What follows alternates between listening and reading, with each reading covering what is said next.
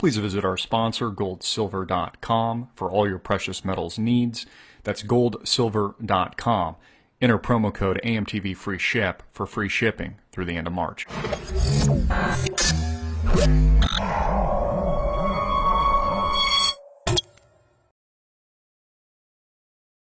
Hey everybody, I'm Christopher Green. You're tuning into AMTV Alternative Media Television. A quick and dirty, hard-hitting update. Wall Street just loving these banker suicides, the mounting deaths, 12 and counting. In fact, depending on how you count the deaths and who you're counting, it's all the way into the double dozens, triple dozens, and growing by the day. The most recent death, 28-year-old Kenneth Belando, who was directly tied into the evidence that was presented by the Senate Hearing Committee on the biggest Wall Street scandal probably in the history of America, the London whale banking scandal that cost JP Morgan Chase about $1 billion roughly in fines and over $6 billion in losses at the firm, betting on phony credit default swaps created out of thin air in this derivative market that is literally on the verge of imploding at any moment.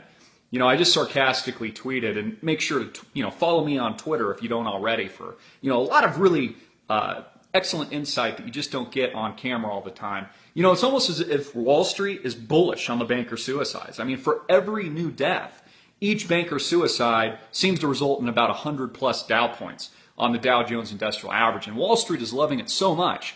These new all-time highs, mimicking what we saw pre-2008 financial crash, that they actually liked what Yellen had to say yesterday. In fact, the stock market declined a measly 100 Dow points before rallying today and basically breaking even, totally disregarding the unemployment situation in this country that had been or should be a Fed mandate to maintain employment, but is no longer a mandate. See, the mandate is to rig Wall Street now. The mandate at the Federal Reserve is to give free money to the same criminals that have eroded your pocketbook, stolen from you, forced you into foreclosure, short sale, bankruptcy of your business, etc. They'll accept your bailouts, but again, the Fed mandate is to keep the easy, free money, this real liquid credit going to the big banks. It's why banks like JP Morgan Chase took $25 billion in taxpayer-infused TARP funds in 2008 as a result of the worst financial crash in the history of America, and also had some odd $500 billion in free credit from the Federal Reserve, their open window. This credit that literally is at 0%. I mean, imagine if someone gave you free money. Imagine if somebody knocked on your door and said, hey, we're going to give you free money for 0%. Do with it what you will. And you see, this is why the stock market is rallying. This is why Ron Paul is 100% correct in his assessment. When you give free money and cheap credit to the whores that make up Wall Street today, the scumbags that rally on death, after banker suicide, in the stock market, when you give these jackoffs, these a-holes free credit and free money, they're going to Ponzi this thing higher than you can believe. In fact, you think Dow 16,000 is high? Wait and see what happens if the cheap credit keeps flowing. Dow 16,000 will look like a paltry return, even though the market's up, some odd, gazillion percent since the 2008 financial crash. Cheap credit equals a Ponzi scheme, equals usury, equals really the death of America, the death of our economy, and the death of our system in general. Most certainly the death of the republic. And it's where we are today. And what's tragic is we have young kids, 28-year-olds, Kenneth Belandos of the world, who allegedly took their own lives, being killed as a result of this Ponzi'd world that we live here in the good old U.S. of A. It is a tragedy, folks. It is extremely sad.